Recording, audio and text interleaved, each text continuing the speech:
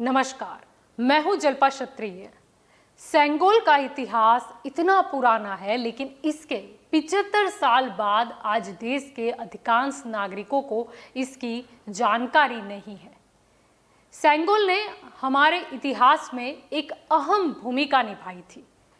ये सेंगोल सत्ता के हस्तांतरण का प्रतीक बना था। तो आज हम आपको सेंगोल का इतिहास भी दिखाएंगे और आपको इसका महत्व क्या है वो भी बताएंगे। वैसे सबसे पहले आपको बता दें कि अमित शाह ने अपने ट्विटर के जरिए सेंगोल के इतिहास को दर्शाती लघु फिल्म शेयर की, वो भी आपको दिखाएंगे। लेकिन उससे पहले आपको बता दें कि आखिर सेंगोल शब्द फिर चर्चा में पिछले कल कैसे आया। दरअसल 28 मई को भारत के बहुप्रतीक्षित नए संसद भवन का उद्घाटन किया जाएगा। इससे पहले गृह मंत्री अमित शाह ने बुधवार यानी कि बीते कल सुबह प्रेस कॉन्फ्रेंस की। उन्होंने कहा कि नया संसद भवन हमारे इतिहास, सांस्कृतिक विरासत, परंपरा और सभ्यता को आधुनिकता से जोड़ने का सुंदर प्रयास है। इस अवसर पर एक ऐतिहासिक परंपरा पुनर्जीवित हो रही है। उन्होंने ऐलान किया कि नए संसद भवन में सेंगोल स्थापित किया जाएगा। मैं मानता हूं कि भारतीय परंपराओं से जुड़ने का एक विरल और महान क्षण होगा। नए भारत को हमारी परंपराओं के साथ, हमारे इतिहास के साथ और हमारे अध्यात्म के साथ उसी क्षण से एक नया अनुसंधान होगा। सेंगोल की स्थापना 1947 की भावनाओं को फिर से एक बार अविस्मरणीय बनाएगी। यह सेंगोल जो है असीम आशाएं, अनंत संभावनाएं और एक मजबूत, स्वतंत्र और समृद्ध राष्ट्र के निर्माण का संकल्प है। यह अमृतकाल का प्रतिबिंब होगा जो भारत को अपने विश्व में यथोचित स्थान ग्रहण के लिए गौरवशाली क्षण का साक्षी बनेगा। अब ये भी जानते हैं कि सेंगोल इतिहास, सांस्कृतिक विरासत, परंपरा और सभ्यता से कैसे जुड़ा है। चोल काल के दौरान राजाओं के राज्याभिषेक समारोह में सेंगोल का अत्यधिक महत्व था। यह एक भाले या ध्वज दंड के रूप में कार्य करता था, जिसमें बेहतरीन नक्काशी और जटिल सजावट होती थी। सेंगोल को अधिकार का एक पवित्र प्रतीक माना जाता था, जो एक शासक से दूसरे शासक को सत्ता के हस्तांतरण के रूप में सौंपा जाता था। चोल राजवंश वास्तुकला, कला और साहित्य और संस्कृति के संरक्षण में अपने असाधारण योगदान के लिए प्रसिद्ध था। सेंगोल चोल राजाओं की शक्ति, सच्चाई और संप्रभुता के प्रतीक चोल शासनकाल के एक प्रतिष्ठित प्रतीक के रूप में उभरा। वही समकालीन समय में सेंगोल को अत्यधिक सम्मानित किया जाता है और गहरा सांस्कृतिक महत्व भी रखता है।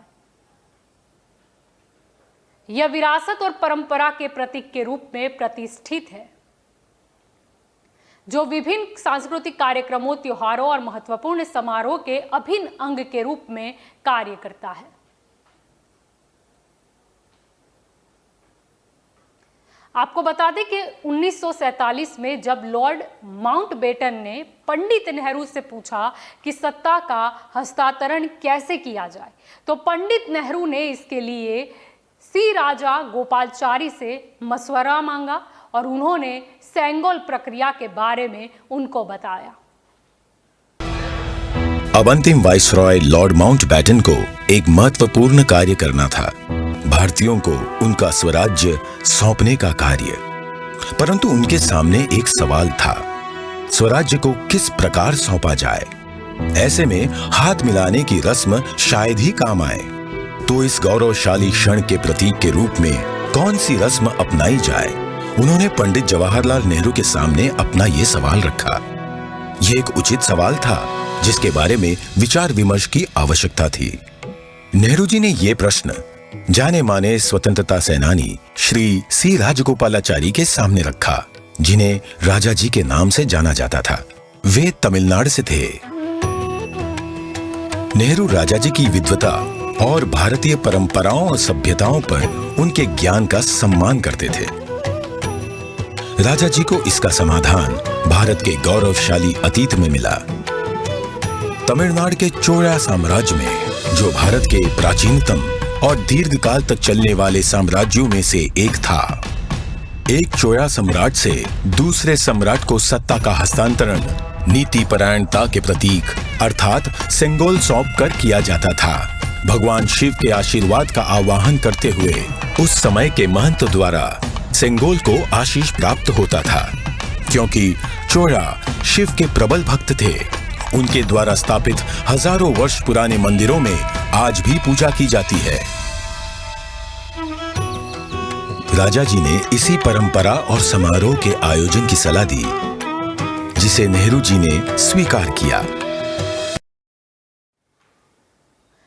आपको फिर एक बार बता दें कि ऐतिहासिक दस्तावेजों के मुताबिक तमिल परंपरा में राज्य के महायाजक यानी कि राजगुरु नए राजा को सत्ता ग्रहण करने पर एक राजदंड भेंट करते हैं।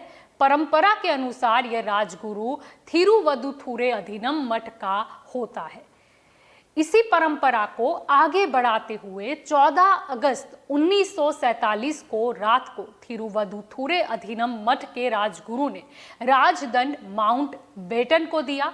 बकायदा पूजा के बाद राजदंड सेंगोल को पहले पीएम नेहरू को भेंट किया गया। ये दल एक विशेष विमान से दिल्ली पहुंचा। 14 अगस्त 1947 की रात्रि को श्री लश्री कुमारस्वामी तंबिरान ने रीतिनुसार सेंगोल को लॉर्ड माउंटबेटन को सुपुर्द किया और लॉर्ड माउंटबेटन से उसे पुनः स्वीकार किया। तत्पश्चात सेंगोल पर पवित्र जल छिड़का गया। शोभा यात्रा के रूप में इसे पंडित जवाहरलाल नेहरू के पास ले जाया गया। इस अवसर पर ओदुवार ने तमिल संत तिरुज्ञान संबंदर द्वारा रचित कोलर पदिगम से श्लोकों का पठन किया। महंत ने नेहरू जी को पीतांबर पहनाते हुए उन्हें रीतिनुसार सेंगोल सौंपा। अडियारगल वाणिल अरसालवार आणई नमते, अर्थात ये हमारा आदेश है कि ईश्वर के अनुयायी राजा स्वर्ग के समान शासन करेंगे। इस वाक्य से श्लोक का समापन हुआ। इस प्रकार 1000 वर्ष पूर्व की सभ्यतागत प्रथा के अनुसार दक्षिण और उत्तर के असाधारण एकीकरण द्वारा राष्ट्र को एक सूत्र में पिरोते हुए शासन का हस्तांतरण हुआ। तत्पश्चात नेहरू जी ने श्री राजेंद्र प्रसाद सहित कई नेताओं की उपस्थिति में सेंगोल को स्वीकार किया। सेंगोल तमिल भाषा के शब्द सेमई से निकला हुआ शब्द है। इसका अर्थ होता है नीति परायणता। सेंगोल एक राजदंड होता है। चांदी के सेंगोल पर सोने की परत होती है। इसके ऊपर भगवान शिव के वाहन नंदी महाराज विराजमान है। तो साथ ही आपको ये भी बता दें कि सेंगोल करीबन 5 फीट लंबा है। इसे तमिलनाडु के एक प्रमुख धार्मिक मठ के मुख्य आधीनम यानी कि पुरोहितों का आशीर्वाद प्राप्त है। सेंगोल शब्द तमिल भाषा के सेम्मई शब्द से बना गया है। इसकी व्युत्पत्ति सेम्मई से आती है, जिसका अर्थ और भाव नीति परायणता से है। यह एक तमिलनाडु के प्रमुख धार्मिक मठ के महंतों द्वारा ये सेंगोल जो आप अभी देख रहे हैं स्क्रीन पर, ये अभिमंत्रित है। गंगा जल से उसको पवित्र किया गया है। इस पर पवित्र नंदी अपना अटल दृष्टि और स्थिरता के साथ विराजमान है। और ये जो सेंगोल है वो चोला साम्राज्य के समय से, मतलब 8वीं शताब्दी से चली आ रही हमारी अपनी भारतीय सभ्यतागत प्रथा का एक अनुसरण करने के लिए ये प्रथा को बना दिया गया था। सबसे महत्वपूर्ण बात यह है कि सेंगल को ग्रहण करने वाले व्यक्ति को न्यायपूर्ण और निष्पक्ष रूप से शासन करने का आदेश यानी तमिल में आने ही होता है। यह बात सबसे अधिक ध्यान खींचने वाली है। तो जनता की सेवा के लिए चुने गए प्रतिनिधियों को भी इसे कभी नहीं भूलना चाहिए। आप सभी जानते हैं, चोला साम्राज्य सदियों से हमारे उपमहाद्वीप में एक महत्वपूर्ण साम्राज्य रहा, जिसने 21 राजाओं ने बड़े लंबे अरसे तक 800 साल से ज्यादा समय तक इस देश के एक महत्वपूर्ण हिस्से पर शासन किया।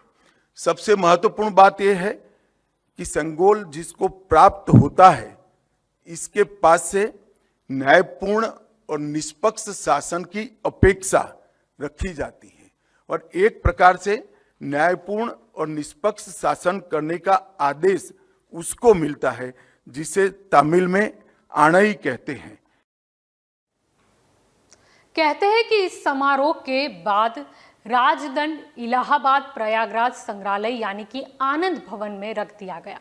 यह नेहरू परिवार का पैतृक निवास है। 1960 के दशक में इसे वहीं के संग्रहालय में तब्दील कर दिया गया। 1975 में शंकराचार्य ने अपनी किताब में इसका जिक्र किया। इसके बाद 1978 में कांची मठ के महापेरियव्या यानी कि वरिष्ठ ज्ञाता ने इस घटना को एक शिष्य को बताया और बाद में इसे घटना को प्रकाशित भी किया गया था। ये वाकया पिछले साल तमिलनाडु में आजादी के अमृत महोत्सव के अवसर पर एक बार फिर सामने आया। इसकी जानकारी पीएम मोदी को मिली तो गहन जांच उन्होंने करवाई। फिर निर्णय लिया गया कि इसे देश के सामने रखना चाहिए। इसके लिए नए संसद भवन के लोकार्पण के दिन को चुना गया। वैसे आपको बता दें कि अमित शाह ने कहा कि सेंगोल की स्थापना के लिए संसद भवन से उपयुक्त और पवित्र स्थान कोई और हो ही नहीं सकता।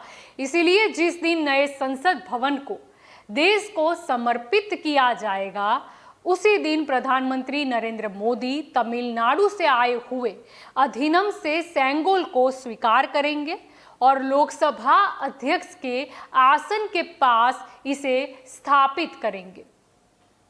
हमारी सरकार का मानना है कि इस पवित्र सेंगोल को किसी संग्रहालय में रखना अनुचित है। सेंगोल की स्थापना के लिए संसद के भवन से अधिक उपयुक्त और पवित्र और उचित स्थान कोई हो ही नहीं सकता। इसलिए जब संसद भवन का देश को समर्पण होगा, उसी दिन आदरणीय प्रधानमंत्री नरेंद्र मोदी जी बड़ी विनम्रता के साथ तमिलनाडु से आए हुए अधिनियम से सेंगोल को स्वीकार करेंगे और अत्यंत आदरपूर्वक माननीय लोकसभा के अध्यक्ष के आसन के समीप सम्मान के साथ इसको स्थापित करेंगे। अब सेंगोल की कहानी आपको हम विस्तार पूर्वक दिखाते हैं।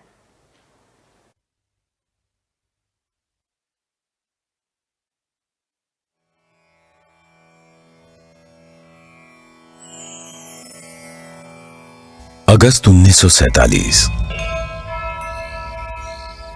मद्रास प्रेसिडेंसी, तमिलनाडु। विशिष्ट लोगों का एक समूह अपने जीवन काल की एक ऐतिहासिक यात्रा की तैयारी कर रहा था। उन्हें एक महत्वपूर्ण कार्य संपन्न करने के लिए आमंत्रित किया गया था। एक शासक से दूसरे शासक को सत्ता हस्तांतरण की प्रक्रिया को विधि विधान के साथ पूर्ण करने का कार्य सौंपा गया था। किस दिशा में कूच कर रहे थे ये लोग? दिल्ली। भारत अपनी स्वतंत्रता के समीप था। ब्रिटिश शासन से मुक्ति की बेला थी। स्वराज के लिए संघर्ष में हजारों गिरफ्तार हुए और मारे गए और दशकों बाद राष्ट्र अपनी लक्ष्य के समीप था। वो लक्ष्य था स्वाधीनता, स्वतंत्रता। अब अंतिम वाइसरॉय लॉर्ड माउंटबैटन को एक महत्वपूर्ण कार्य करना था, भारतीयों को उनका स्वराज्य सौंपने का कार्य। परंतु उनके सामने एक सवाल था, स्वराज्य को किस प्रकार सौंपा जाए। ऐसे में हाथ मिलाने की रस्म शायद ही काम आए। तो इस गौरवशाली क्षण के प्रतीक के रूप में कौन सी रस्म अपनाई जाए? उन्होंने पंडित जवाहरलाल नेहरू के सामने अपना ये सवाल रखा। यह एक उचित सवाल था जिसके बारे में विचार विमर्श की आवश्यकता थी। नेहरू जी ने यह प्रश्न जाने माने स्वतंत्रता सेनानी श्री सी राजगोपालाचारी के सामने रखा, जिन्हें राजा जी के नाम से जाना जाता था। वे तमिलनाडु से थे। नेहरू राजा जी की विद्वता और भारतीय परंपराओं और सभ्यताओं पर उनके ज्ञान का सम्मान करते थे। राजा जी को इसका समाधान भारत के गौरवशाली अतीत में मिला। तमिलनाडु के चोला साम्राज्य में, जो भारत के प्राचीनतम और दीर्घकाल तक चलने वाले साम्राज्यों में से एक था, एक चोला सम्राट से दूसरे सम्राट को सत्ता का हस्तांतरण नीति परायणता के प्रतीक अर्थात सेंगोल सौंप कर किया जाता था। भगवान शिव के आशीर्वाद का आवाहन करते हुए उस समय के महंत द्वारा सेंगोल को आशीष प्राप्त होता था। क्योंकि चोला शिव के प्रबल भक्त थे, उनके द्वारा स्थापित हजारों वर्ष पुराने मंदिरों में आज भी पूजा की जाती है। राजा जी ने इसी परंपरा और समारोह के आयोजन की सलाह दी, जिसे नेहरू जी ने स्वीकार किया। राजा जी ने बिना समय गवाए इस समारोह के लिए प्रमुख धार्मिक मठ या आश्रम तिरुवावड़दुराई आदीनम से संपर्क किया, जिसे 5 सदियों पहले स्थापित किया गया था और ये तब से चोला भूमि के केंद्र में स्थित है और आज तक कार्यरत है। तत्कालीन मठ प्रमुख 20वें गुरु महासन्निधानम श्रील श्री अंबलवाना देसिका स्वामी ने अपनी अस्वस्थता के बाद भी इस कार्य को स्वीकार किया। उन्होंने सेंगोल बनाने का दायित्व मद्रास के प्रसिद्ध स्वर्णकार वुम्मड़ी बंगारू को सौंपा। सेंगोल के शीर्ष पर नंदी विराजमान थे, जो कि शक्ति, सत्य और न्याय के प्रतीक हैं। सेंगोल बनाने के समय को याद करते हुए 96 वर्षीय श्री वुम्मड़ी एतिराजुलु कहते हैं, आदिनम किसी की सिफारिश पर हमारे पास सेंगोल का निर्माण का न्योता लेकर आए थे। उन्होंने हमें इसके चित्र दिखाए। यह एक गोल लंबाकार वस्तु थी जिसे बिल्कुल वैसे ही बनाना था। यह एक महत्वपूर्ण स्थान पर जा रहा था, इसलिए उच्च गुणवत्ता आवश्यक थी। हमें इसके निर्माण का आदेश मिला। यह चांदी से बना था, जिस पर सोने की परत थी। आधीनम के सानिध्य में इस निर्माण से जुड़कर मैं बहुत ही प्रसन्न था। स्वतंत्रता सबके लिए गौरवशाली क्षण था, पर आधीनम द्वारा हमें सेंगोल निर्माण का दायित्व सौंपने से उस क्षण का महत्व बढ़ गया था। परम पावन मठ प्रमुख ने उप प्रमुख श्रील श्री कुमारस्वामी तंबिरान, आदिनम के ओदुवार विशेष गायक माणिक्यम और नादस्वर विद्वान TN राजरत्नम पिल्लई को आयोजन संपन्न कराने का दायित्व सौंपा। ये दल एक विशेष विमान से दिल्ली पहुंचा।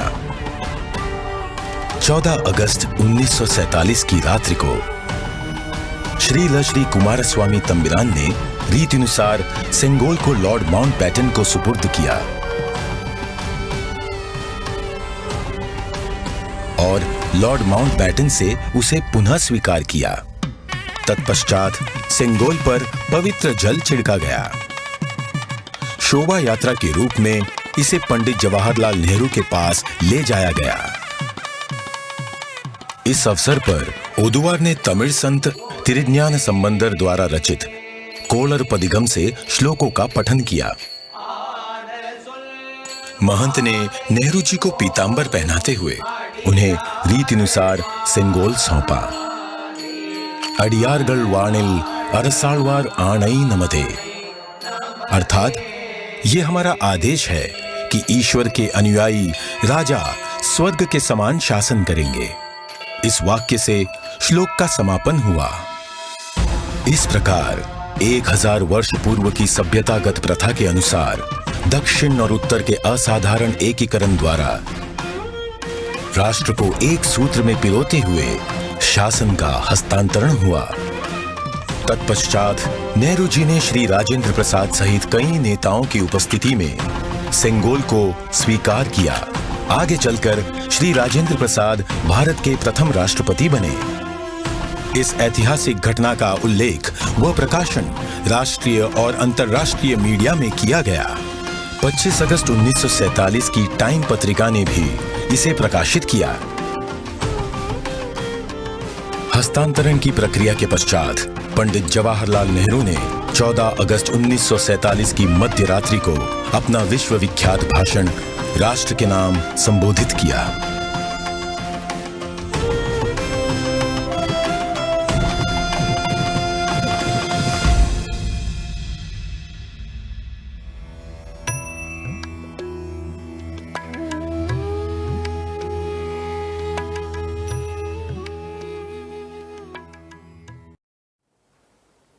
अब तो इंतजार रहेगा 28 मई का, जब सेंगोल नए संसद भवन में स्थापित होगा। नमस्कार।